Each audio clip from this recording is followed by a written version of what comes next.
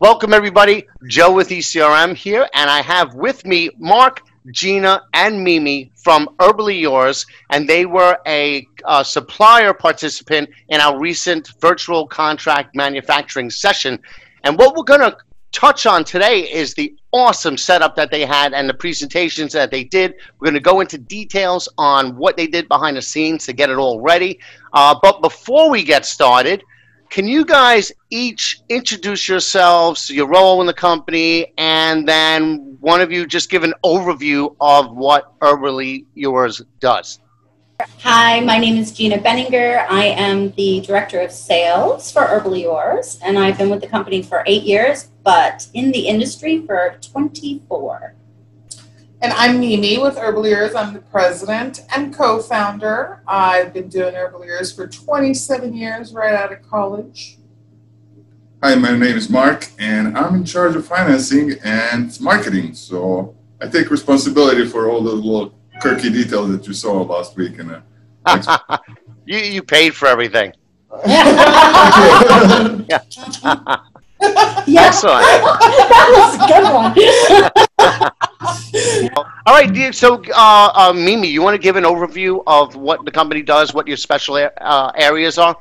Absolutely, because I did it 37 times during the show. You got it down. Down, I think. Herbally Yours, we are a custom contract manufacturer of dietary supplements and skincare products. We were founded in 1993.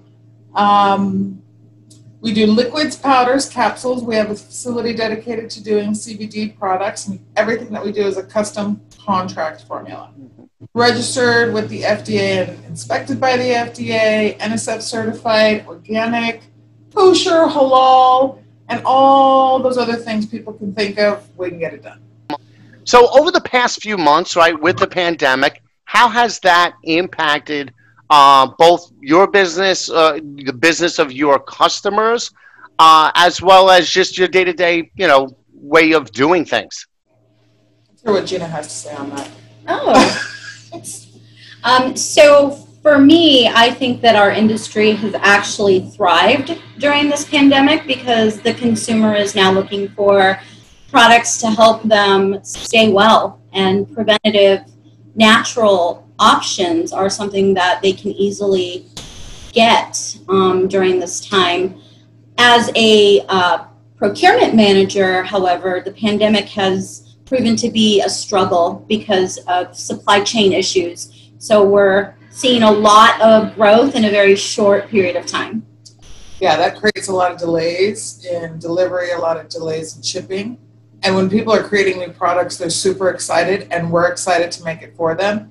And then when we hear we have a 12-week delay because raw material isn't in stock or bottles aren't in stock, it makes it hard. During the pandemic, we did a lot of hand sanitizer, just to get stuff out there in the market. That was a difficult beast. We had to go to foreign countries to find supply. And I think our trade associations have struggled a little bit. There's a lot out there that do trade shows, and I think that's been painful, and I think it's been difficult for people to grasp the impact it's had financially on the whole industry. So overall, it's been great for creating new products and getting new stuff out there and getting new customers. But I think there's that underlying stress that everybody has of how do I keep this rolling the way it did before. So, with growth comes new hires, new training, new facilities, new equipment, and all of that is stressful, but awesome at the same time. Yep. So you got a lot of activity going on the demand side with everybody looking for more wellness-related products, but now you got to keep up on the supply side and really make that work. So, and when in doing that, I'm guessing now virtual is playing a big role, not just with us, but just in your regular conversations, correct? Yes. Absolutely true. Most of our customers are working from home, so it's fun to get to see everybody's kids and dogs and ceiling fans. Yes. That's a good time. But we're all trying to stay. I think people had a difficult time understanding what working from home meant in the beginning. Everybody would log in the morning, and then suddenly around lunchtime, there was a mass disappearance of answers. Nobody was responding. But I think it's gotten better. Now everybody's kind of got the whole thing of this is going to last a little longer. And if we're going to stay at home, we're actually going to be working. So I think we've gotten over the hardest part of it.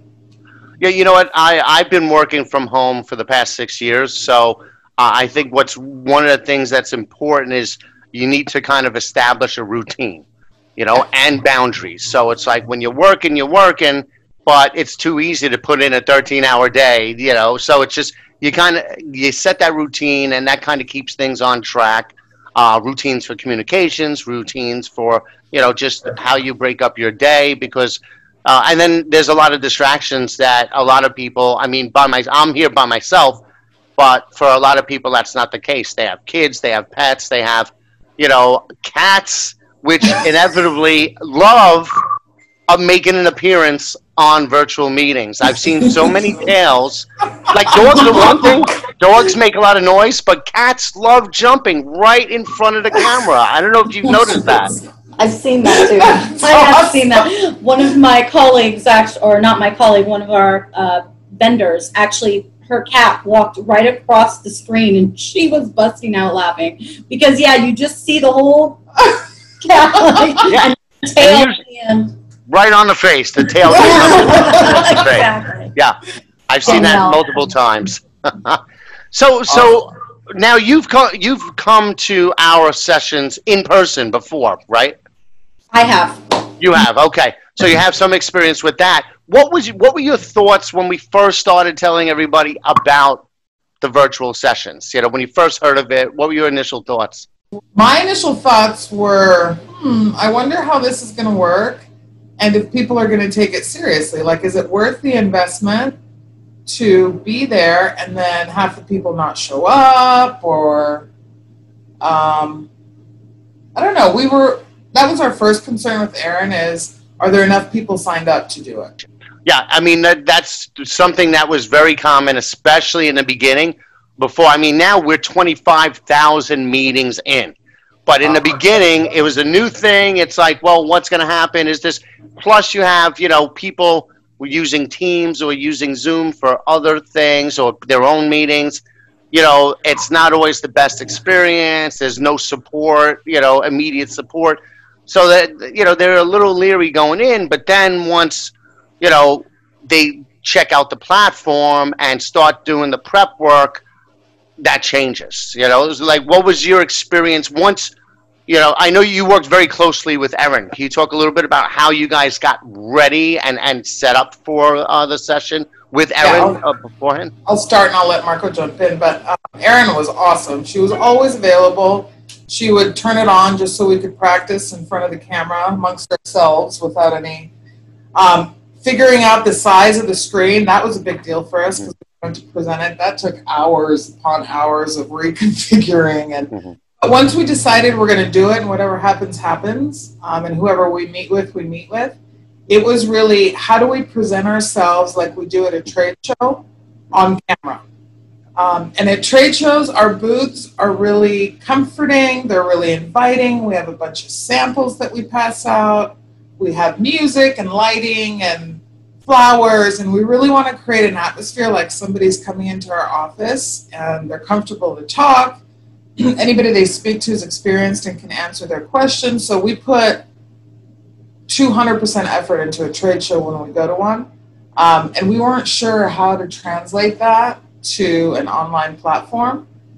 So Gina and I rehearsed for a little bit, but Mark did an incredible job of making it look in the spirit of, it's a simple design, but so complicated once you start getting the details.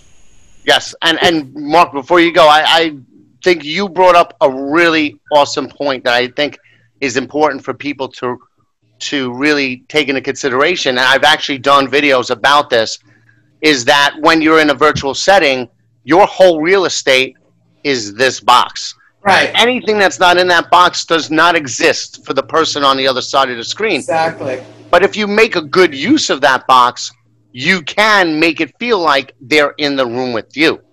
So, and that's now we're segueing into that part. So, Mark, you were going to talk a little bit about that? So my first question when I was presented this challenge was how? Because as Mimi said before, you know, last 6 months, we all get used to virtual meetings, but they're casual. They're pretty much casual like any meeting you have. You meet somebody in the hallway and shake hands and talk. But then in expos or at ECRM, you have a room or a 10 by 10 island or 20 by 20 island.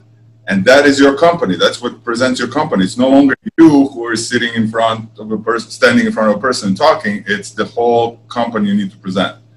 So my biggest challenge is how do we change that square, as you just described, into a presenting the entire company. Mm-hmm. But then further you go into it, you realize that the virtual platform actually allows you things that you wouldn't be able to do it in live. You know, it's a new technology fairly.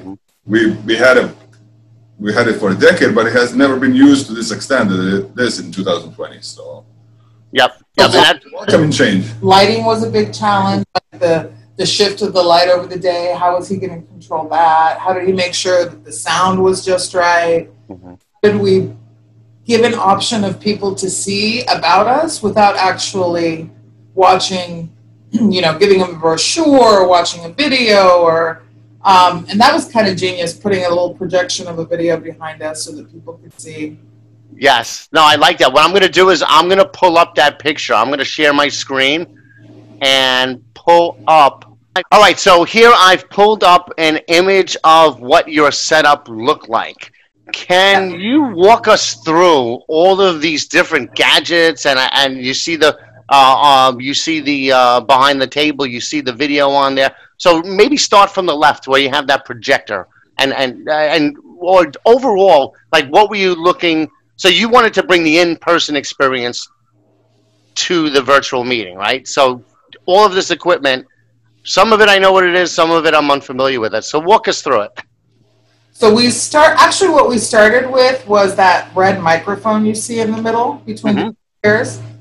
And as soon as Marco presented us with that microphone to get really high quality sound, Gina and I went, oh, this should be like a talk show. It'll be so much fun. Like the view. So therefore, we decided to take it from an office setting to my dining room instead, so we could make it feel more like at home and we're doing a talk show. But then Mark said, okay, so how do we make Herbally Yours at home? The lighting's not going to be right. I can't control it. I don't know what to do. So the big red box that's in the top right corner, that's actual lighting. We had 3 of those around us, and he would adjust them during the day so that it was highlighting, giving natural light to our faces so the sun didn't affect us at all. Wow. Okay, so that big red box that's on the stand, that's a light, and you had 2 more of those. Correct. So you can kind of see them in the background. There's one. Oh, okay. I see the other one. Yeah. And then there's one on the opposite side. Gotcha. The microphone was kind of the initial idea, and that's kind of what triggered everything. So it was supposed to be a good sound and everything else, but personally, I'm tone deaf. I couldn't tell the difference even if it was a simple built-in microphone. But as a visual person, give me an idea, okay, how do we play with the lights now? You know, how do we change it? First session we had with Aaron, all you saw on the screen were 3 gray, flat-faced aliens. Yeah. With like a little top LED or, what is this? It looked bad. Classic office lights, and it was just bad. So I kind of wanted to introduce that classic 3-light studio setup when you give that some sort of a dimension and give a more personal look to, you know, somebody who looks more human, more approachable that way than just face in front of a camera. And then most of our shows we go to, we have some sort of backdrop, some sort of scenery, right? So we contemplated using, we contemplated using one of those, but then we thought, okay, but how do we introduce people to our facilities and our people? And of course, the lighting posed a challenge for Mark, but he totally made it work, and we snagged the projector, and he made a little video just of things he's collected over time. Mostly it was of our people, just so that people could have a personal experience. We normally, to a big trade show, will take up to 10, 12 people with us so that people can interact, and that wasn't possible here. So that little video behind us just kind of projected, and again, he was adjusting as the light moved during the day so people could see it. And it was a backdrop. I don't know how many people paid attention to it, but it was a fun way for us to kind of point out, hey, this is us. We're really live and real, and this is what we do. And then Mark had a nice big screen for us right in the middle so that we could look directly at the camera. The camera's right above it. That tiny little rectangular thing is above the screen we were looking at. So he made it easy for us to see everything, hear everything. And look into the eyes of the customer. So many times when you do virtual shows, your camera is in one direction and you're trying to look at them, so you're looking down. This enabled us to look up and be presentable. Which, you know what? I'm so glad you brought that up, because I did another video separately about just that point, to make sure that you're looking at the camera. Like right now I'm pointing at the picture, which is where your face would be in a meeting. It doesn't look like I'm pointing at you. Now I'm pointing at the camera. So you have to be aware, because even if it's unintentional, if you're looking, and I know you want to look at their face too, so that you can kind of get a sense of their nonverbal, you know, the facial expressions and all that. But you also need to be looking at the camera when you're talking to them, so that they feel that you're looking at them. And you're right, cameras on different computers and stuff are in different areas on a surface. Some surfaces, they're like down below. And, you know, so, and I told people, if you're going to look at some numbers on the side of the screen, on another screen, let them know. Say, hey, I'm just going to be checking out some numbers, you know, so they know you're not texting, or, you know, that you're there. So, you know, because people can do that. So I think that's the way you have it set up there, with the camera right above the big screen. And especially from the distance that you are from it, you could be looking at their faces and it'll still look like you're looking in the camera. That was the key to it. We played with that for hours. It just needed to be far enough away that we could capture the whole thing. That screen, you know, just kind of got bigger and bigger. I noticed a lot of people that were on meeting with us were on their phones, and it's impossible to see anything. So, of course, we got to see, you know, their fan above or whatever was happening, because they have to look really close. But Mark kind of hit it with that big sharing screen. And then that background is his computer, and a million cables, he controlled. We had like maybe a second of a glitch. The whole time there was no problem with anything. He had it all in control in the background. So as you said, you know, the distance, because we're looking at 4 or 5 feet maybe between the person, the presenters here, and then the camera, made that angle really small. So even if you're looking anywhere at the screen, it appears that you're looking directly into the camera.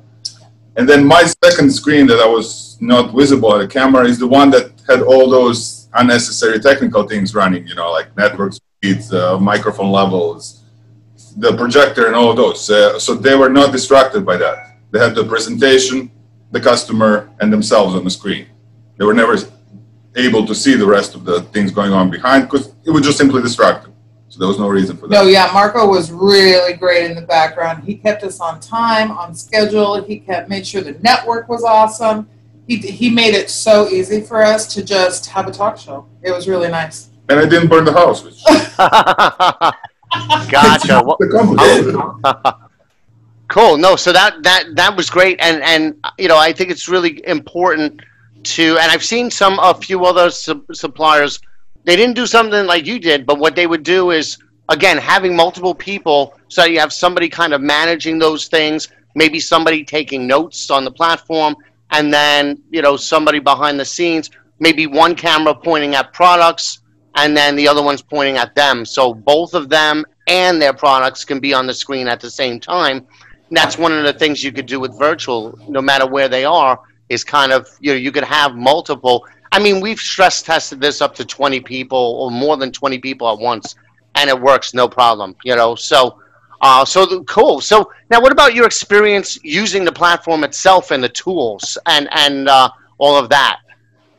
So first time we saw it with Erin, it was it looked very simple, you know. It looked almost like a Zoom, common courtesy of Zoom.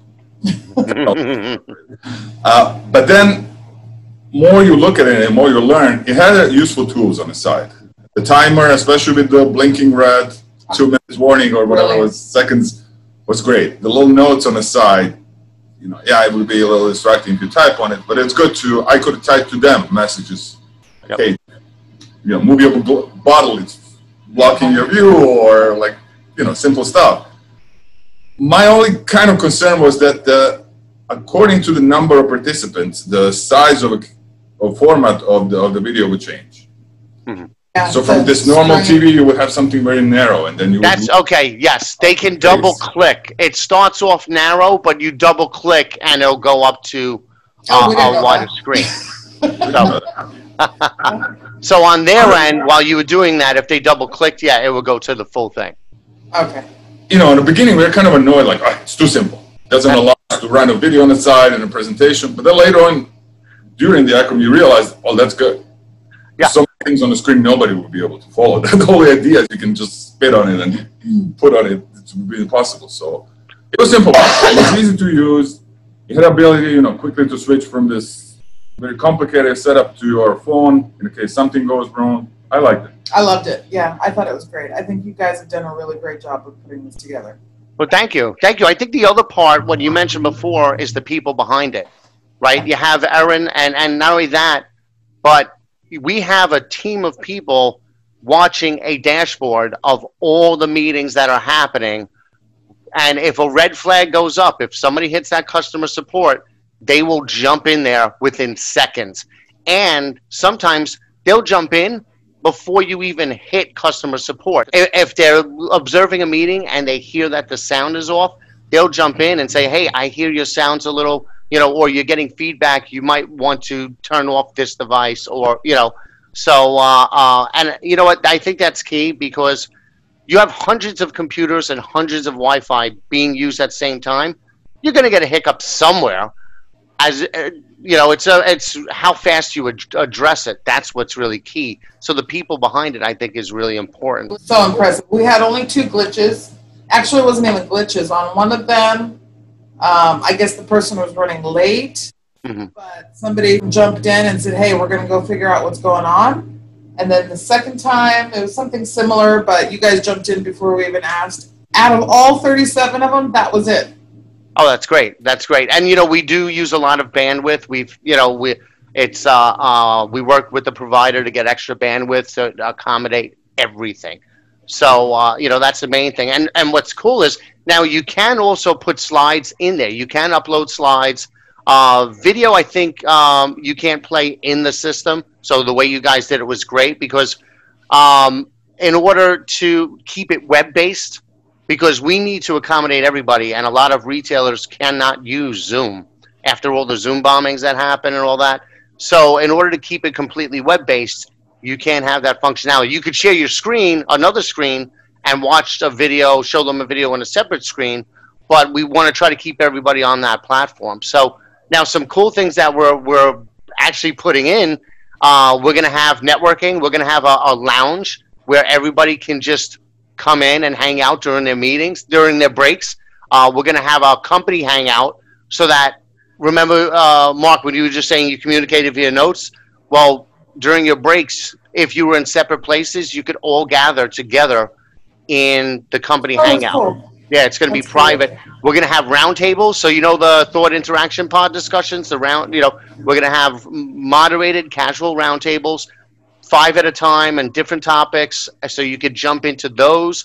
And then we're also going to have, and we've already implemented thought leadership stuff. So we're embedding videos that are relevant to, you know, whatever program it is, that you could just play during your breaks right in the platform. You'll see it right under the schedule. There's a thought leadership section. So we keep evolving. We keep trying to take learnings from things, you know, like your suggestions, the buyer suggestions, and incorporate it into new releases, so that each time there's kind of new things to do. Awesome. That's awesome. The growth within that, I think, it's just people taking initiative and thinking about how can we make this easier, right? User-friendly, more engaging for everybody. What are they going to use? And that's brilliant. You guys have done a really great job. Thank you. Thank you. So speaking of virtual, where do you guys see virtual playing a role, just in general? as we move forward and ultimately get out of this pandemic? Do you see it still playing a role, and how? I think it does. You know, it's a new technology, and just like email was 10 years ago, people would say, hey, don't send me an email. I want to receive the envelope. I want a handwritten with all the goodies inside. And that's kind of what the expo is still. But there's so many benefits that we still don't realize. For example, our brochure. When you go to an expo, you print thousands of them and they're all identical. Here we have an option to make PDF presentation looks exactly the same as a brochure, yet change it and make it customized for every meeting we had. We literally printed 36 brochures, which budget wouldn't allow to do us for expo, and you're like, oh, you are with that company. This one is for you.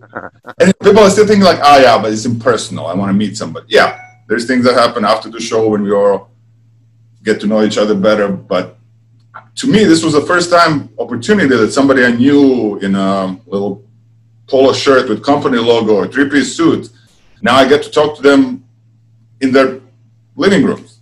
You know, it is very connecting, very human interaction. And I believe the future of, regardless of how long this pandemic, and hopefully it's not going to last long, will be more virtual. There'll be more expos, there'll be more communications. We're going to realize, you know, just a phone call, it's nothing now, you know. I want to see your face. I want you to see my product and, you know, kind of like turn around in a camera. So I see that virtual meetings are becoming almost a must. I agree. It's and I think everybody's used to it. Now everybody's, you know, used to just using some virtual platform. So now, you know, we've made ours specifically tailored to the needs of buyers and sellers. But, you know, even down the road, we'll have a mix. They're not all going to be in person. Granted, we love in person. I went to 48 sessions last year in person. So we love in person. You have those benefits. But, you know, with people like you guys and everything that you've done, it kind of brings you as close to in person as you're going to get. So I think so. Kudos to you guys for that and the effort that you invested in bringing that off. And I think it's something that if more people, you know, do things like that, they're going to see. It's like, wow, this is really close. You know, it's obviously it's never going to be in person, but you can get really close. And not only that, you're saving so much time on both sides. And money. Oh my God. When we figured it out, I was like, yes, we should do this a couple times a year, a couple trade shows, so we have in person, and that would be ideal. It fits the budget. You get to meet people anyway, and that's the whole point of it, right? That's why people do trade shows. It's for the interaction, and if we could do a little bit of both, I think that's the ideal world. I think the money makes Mark happy. Mark, right? You know, those little giveaways that you spend so much money on, like a little phone chargers and pencils and pen, all of that is gone. Yeah, and you know what? The fact that you're saving the money in the travel, you invest that money in a little bit of equipment, like a podcast mic and all that, and you're still saving money, but you're getting that experience. Exactly. So I think that's really cool. I think having a hybrid of both in person and digital frees people up even at the trade show. So hopefully when we can all connect in person again, people can take advantage of hopping on their computers and joining a session that they would otherwise not be able to attend because they're trying to get from one end of the trade show to another, but they can still participate in the actual training and the education, which a lot of times companies like ours miss out on because we're the customer and the vendor. So I think we're just going to see people get more creative, and we're going to do a lot of education before and after a show so we can take full advantage of everything. Yeah. We miss so much. I agree. Well, again, you guys really did an amazing job, and you know, I do look forward to seeing you all in person in the future. But until then, we'll just stay connected this way. Perfect. It works for now. All right. Well, thank you guys for joining us, and I will be chatting with you soon. Thank you. Take care.